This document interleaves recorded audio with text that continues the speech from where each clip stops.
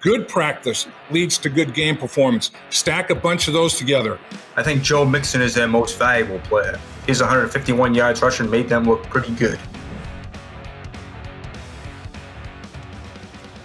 The Bengals have their first win of the year, and now they will try to build on it. And that is the subject of this week's Who Day conversation. What's next after the first quarter of the season? Lap, you get the bat leadoff this week. All right, well, yeah, that first win. Celebrate Sunday night. Monday, get right back to it. There were tons of mistakes still made in that football game, particularly in the first half. Correct those mistakes, build on the good that happened in that football game, and then move on. Every player and coach said it was the best week of practice they had all season long.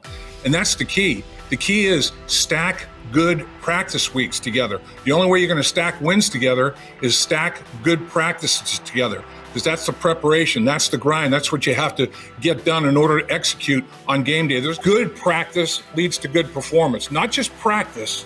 Good practice leads to good game performance. Stack a bunch of those together, and maybe string some wins together as a result of it.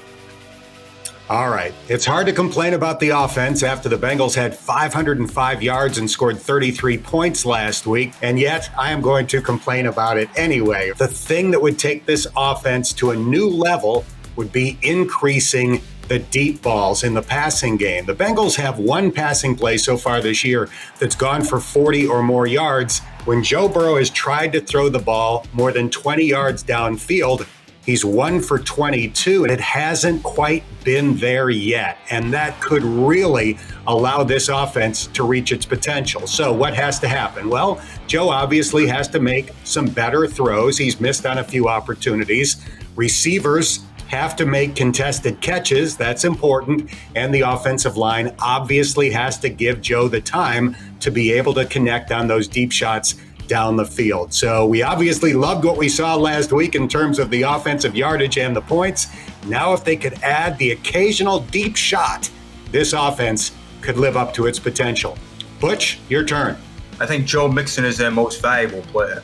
I think that was reflected on Sunday with his season-high 151 yards rushing, but also his 30 yards catching. Rookie Andy Dalton had Cedric Benson. Carson Palmer had Rudy Johnson.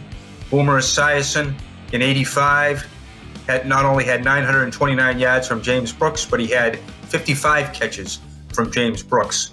Mixon wants the ball. He needs the ball. They paid him the money. Use him. Best way to play defense, play offense. It's not a game of field position in the modern NFL. It's a game of time of possession. I keep saying number 28 is their best offensive lineman. His 151 yards rushing made them look pretty good. All right, that first one was sweet. Now there are some ideas to build on it. That's this week's Who Day Conversation.